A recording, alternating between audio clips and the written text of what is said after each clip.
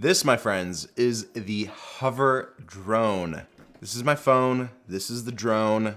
Look at this thing, all right? This is so freaking tiny, and it's foldable. Now, this is not an ordinary drone. This drone is an absolute unit when it comes down to its portability, its usability, its functions, and the best part is that you don't need to register it or pay to fly it, essentially, because you don't need to get a license to fly because it's so tiny and small.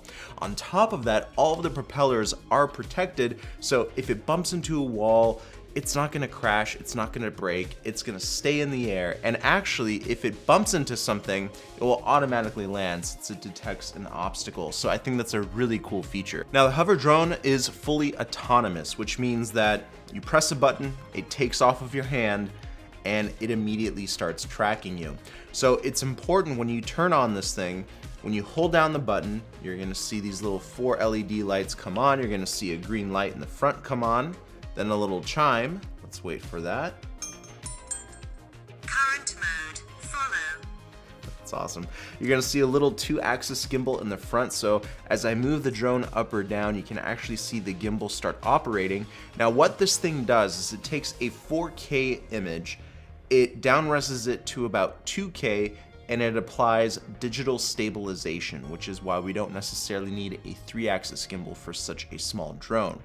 On the top here, as I mentioned before, we have that little power button, and here we have a little mode switcher.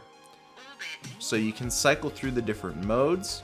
There's actually 6 modes right now. We have hover, follow, zoom out, bird's eye. We have a custom option which can be fully customizable within the hover app. We'll talk about that in a minute.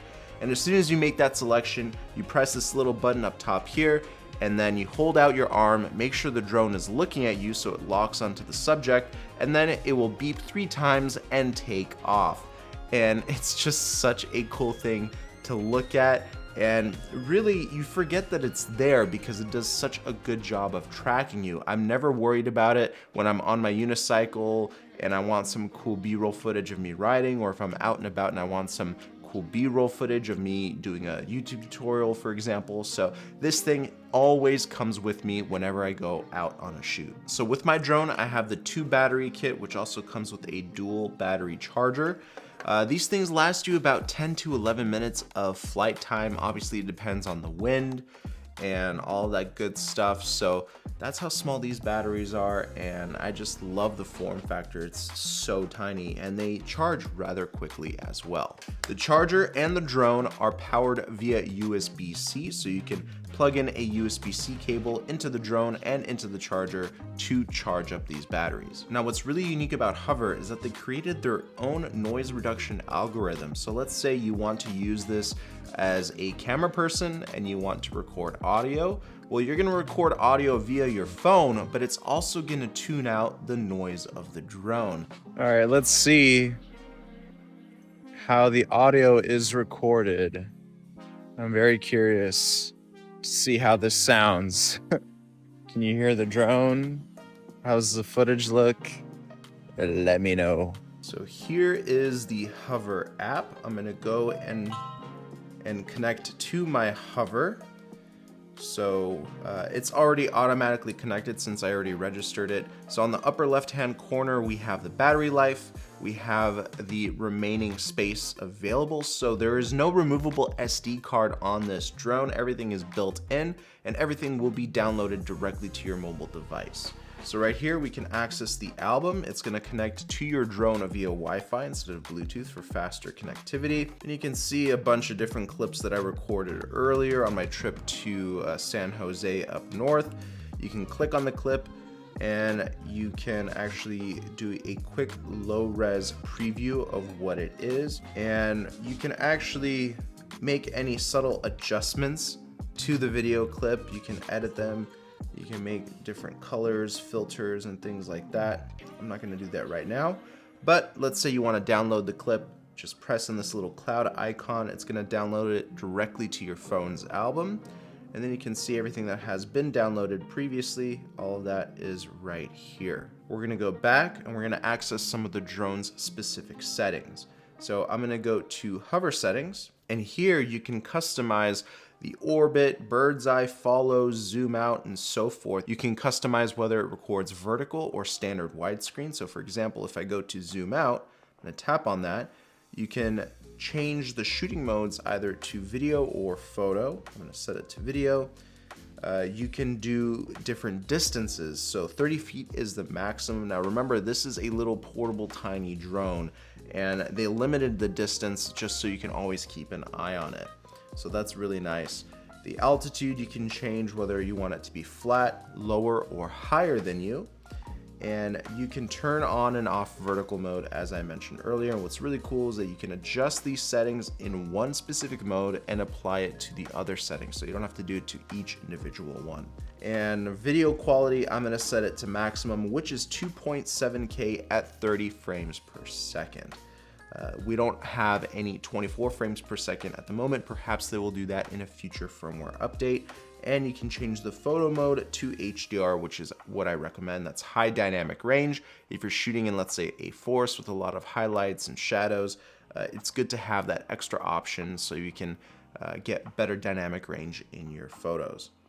And then you can go back here and you can look at the current firmware. You can turn on sound recording, which is what I mentioned earlier. So it's going to record all the audio via your phone. Now under firmware update, you're going to see storage management. You can see exactly what's taking up all the space on your drone. So we have 32 gigs of memory on the drone. Under that is voice settings. So we can have the voice prompts, which I really like. This tells you exactly what mode the drone is in and what its current status is, if the battery's too low, and so forth. You can even turn on Find My Hover. So what this is gonna do, well, you know what? Let the drone tell you. Find Me mode is enabled in the event of an unexpected landing. The audio broadcast will play repeatedly until you press a button. So that's exactly what's gonna happen. So yes, I'm gonna leave that on right there. And yeah, all the other settings here are very basic and straightforward. So really easy to adjust the settings on this drone.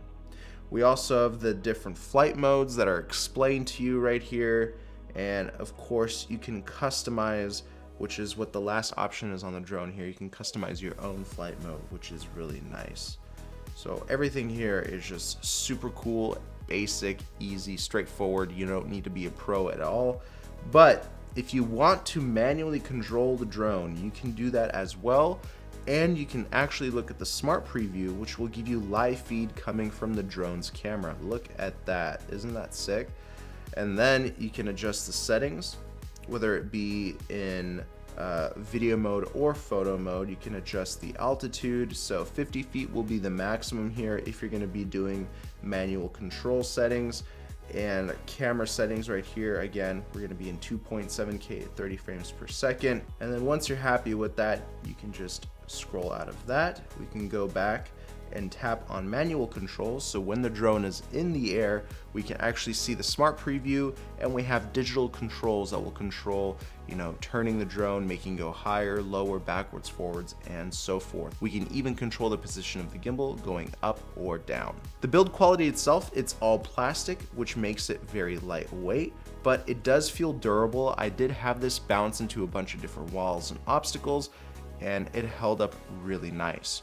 On the bottom of the drone, we have both infrared sensors and a digital tracker. So this is how it knows exactly how to hover in place. So it has that little camera here which tracks the patterns on the ground, and that infrared is basically a proximity sensor. So when you put out your hand, the infrared sensors are gonna trigger, and that's when the drone's gonna know to land. Overall, this is the most handy piece of tech that I currently have in my arsenal. I absolutely love it. I highly recommend that you check it out. So click on the link down below. Let me know what you think about the Hover X1 drone, and I'll see you in another video. Peace.